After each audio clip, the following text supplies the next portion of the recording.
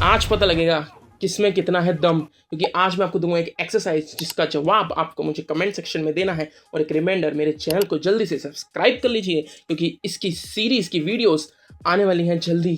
तो चलिए इसको स्टार्ट करते हैं। बट सवाल से पहले मैं आपको ये दो चीज़ें पढ़ा दूँ। यूज़र इनपुट, ऑपरेटर्स, ये आपके काम आएंगे इस सवाल में। यूज़र इनपुट्स क्या होते हैं? यूज़र इनपुट्स यानी कि वैसे इनपुट जो हम यूज़र से लेते हैं, यानी कि अगर हम कुछ कोड लिखें तो जब हम उसको रन करेंगे तो पाइथन जो है वो आपसे एक इनपुट मांगेगा, उसके बेसिस पे आउटपुट डिसाइड होगा। इसकी डेफिनेशन आपको स्क्रीन पे दिख रही होगी। तो चलिए मैं आपको एक एग्जांपल से इसको समझाता हूँ। तो देखिए, मैंने एग्जांपल ले लिया है जिसमें एक वेरिएबल बनाया है ऐसा करके, इनपुट एंटर योर नेम, यानी जब इसको रन करेंगे तो वो एक नाम मांगेगा और फिर प्रिंट करेगा हेलो कॉमा नेम। तो चलिए इसको एक बार रन करके देखते हैं कि होता क्या है असल में। तो ये मैं गया रन के बटन पे और यहाँ पे हुआ ये रन। तो देखिए यहाँ पे रन हुआ है और हमसे एक नाम मांग रहा है एंटर योर नेम करके। मैं आपको अच्छे से दिखा दूं एंटर योर नेम। तो अगर हम यहाँ पे लिख दें, जैसे कि हमने लिख दिया जय और इसको एंटर दबा दें, तो लिखा आ गया हेलो जय।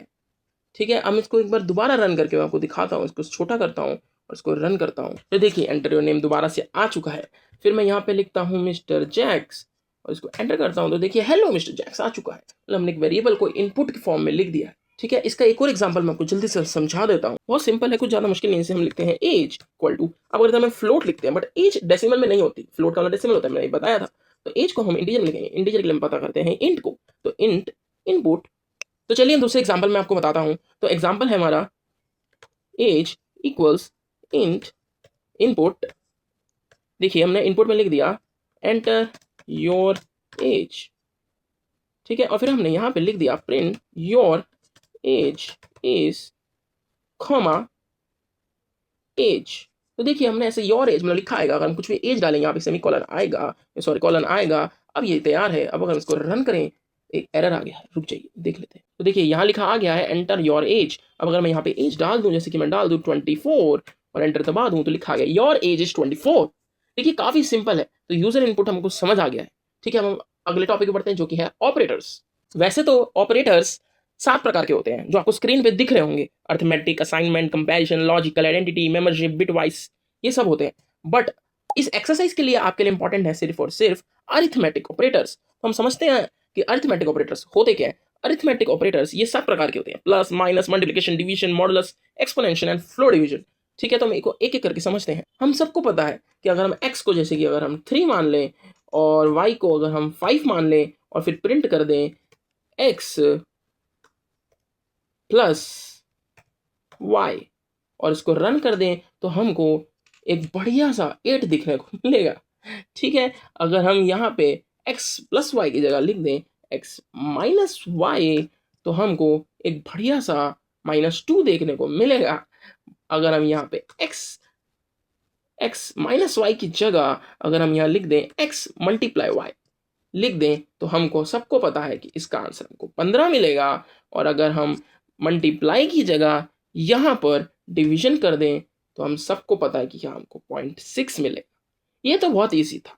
बट आगे होते हैं मॉडुलस, एक्सपोनेंट और फ्लो डिवीजन। पहले मैं आपको एक्सपोनेंट बताया था। एक्सपोनेंट मतलब वही कि उसकी पावर में अगर x, एक्सपोनेंट के लिए आपको 2 ये डाल देने, तो यहाँ पे आपका ये आ जाएगा। उसको रन कर देंगे 3 की पावर 5 यानी 243। ठीक है, ये हमको समझ में आ गया। ठीक है, अगर यहाँ पे हम x की जगह फ्लो डिवीजन डाल दें, x को सबने स्मॉल लिया था, हमको पता है केस सेंसिटिव होता है, तो हमको x स्मॉल लेना पड़ेगा और इसको फ्लो डिवीजन डाल दें और इसको कर दें। एक बार मैं नया टर्मिनल ले लेता हूँ ताकि कुछ समझ आ जाए। फिर इसको कर देते हैं रन। तो आगे हमारे पे 0 क्यों आया? 3 डिवाइड बाई 5। फ्लो डिवीजन का मतलब होता है एक तरह से क्वोशंट। हमको ये क्वोशंट दे रहा है। अगर मैं 3 को अगर मैं 5 से डिवाइड करूं, तो हमको पता है कि हमको क्वोशंट में कुछ खास नहीं मिलने को मिलेगा, क्योंकि 3 से 5 डिवाइड नहीं हो सकता, तो हमको 0 मिला। अगर मैं x की जगह यहाँ पर मैं कुछ 6 कर दूं और फिर इसको रन करूं, तो हमको 1 मिल गया, यानी कि हमको क्वोशंट मिल गया।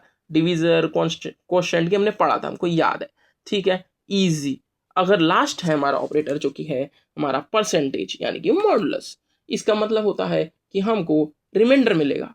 यानी कि अगर यहाँ 6 लिखा तो 5 से डिवाइड करें, रिमाइंडर 1 आता है। अगर हम यहाँ पे 12 लिख दें और फिर इसको मैं रन करूं, तो हमको 2 यानी रिमाइंडर बचेगा 2। बहुत सिंपल है। तो आप सीख गए हैं इस सारे 7 के साथ अर्थमेटिक ऑपरेटर्स। तो चलिए हम अब एक्सरसाइज पे बढ़ते। तो हमारी एक्सरसाइज है मेकिंग अ सिंपल कैलकुलेटर।